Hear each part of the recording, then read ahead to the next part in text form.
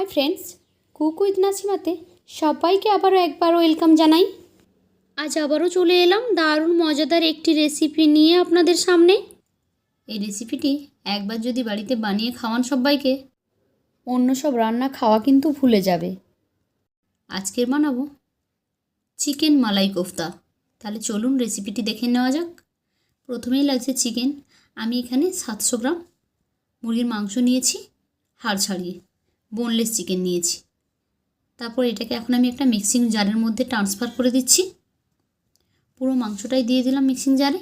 আর এখন এর মধ্যে দিয়ে দিচ্ছি আমি কিছুটা পরিমাণ ধনেপাতা, 1 মুঠো পরিমাণ ধনেপাতা।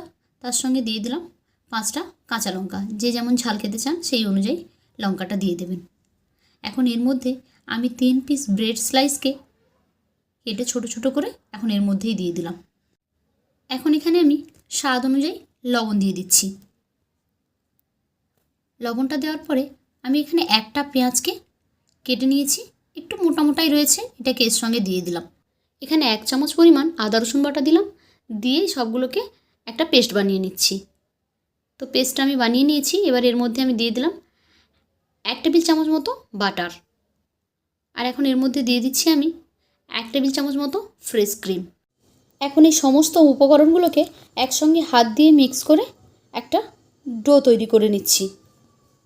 আর এখান থেকেই একটু একটু লেচি কেটে একটা করে আমরা বল তৈরি করে নেব, মানে কোফতা তৈরি করে নেব। এই যে আমি হাতে ছোট ছোট কেটে নিয়ে একে একে সমস্ত কোফতাগুলো আমি এভাবে বানিয়ে নিচ্ছি।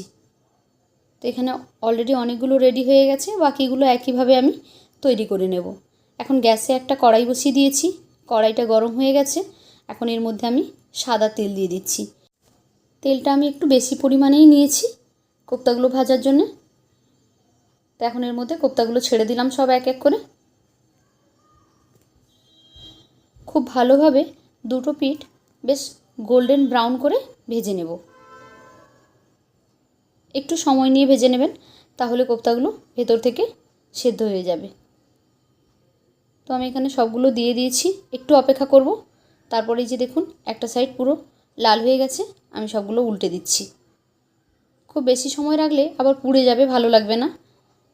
তো এই যে গোল্ডেন গোল্ডেন কালার করে সব ভেজে নিচ্ছি। একটু নেড়ে চেড়ে সবগুলো ভাজা হয়ে গেলে এগুলো উঠিয়ে নেব।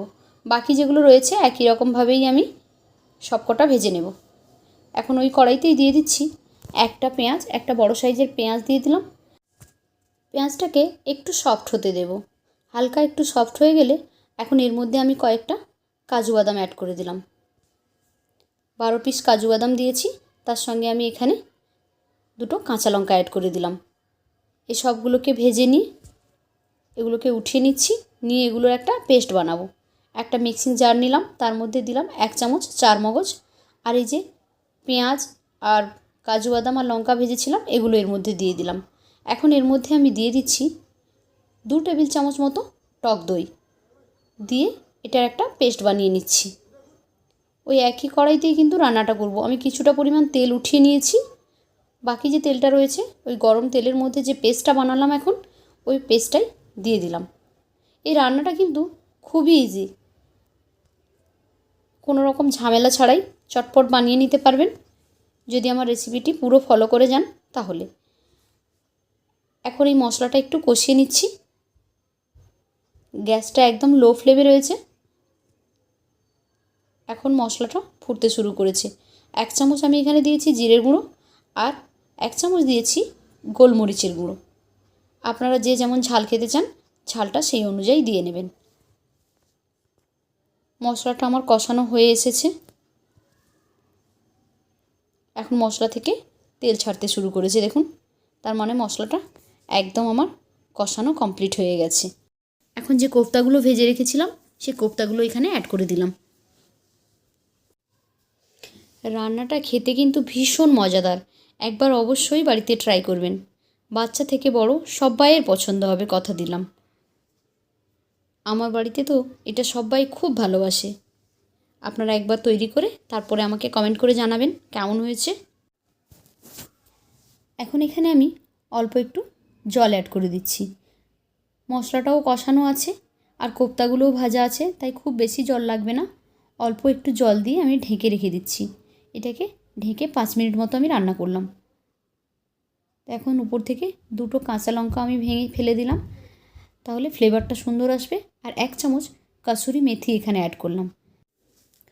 সেই সঙ্গে এখানে 3 চামচ আমি ফ্রেশ ক্রিম ইউজ করলাম। ফ্রেশ ক্রিমটা দেওয়ার পরে খুব ভালোভাবে নাড়াচাড়া করে ক্রিমটা মিক্স করে নিয়ে এখন এটাকে ঢেকে আমি 3 থেকে 4 মিনিট মতো রান্না করব। মোটামুটি 3 মিনিট মতো আমি রান্না করেছি। তেল ছেড়ে দিয়েছে উপর থেকে, আর রান্নাটার কালারটাও চেঞ্জ হয়ে গেছে। খুব সুন্দর একটা স্মেল আসছে। রান্নাটা আমার একদম কমপ্লিট। তো কেমন লাগলো আজকের আমার এই রেসিপি? যদি ভালো লেগে থাকে তাহলে লাইক, কমেন্ট অ্যান্ড শেয়ার করবেন।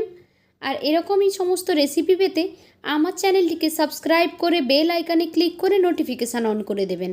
তাহলে যখনই আমি কোনো নতুন ভিডিও আপলোড করব, সেই ভিডিও নোটিফিকেশান সবার আগে পৌঁছে যাবে আপনাদের ফোনে। তো আজকের মতো এই পর্যন্ত। ফিরে আসবো আগামীকাল নতুন আরও একটি ভিডিও নিয়ে। ততক্ষণ সবাই ভালো থাকুন। টাটা।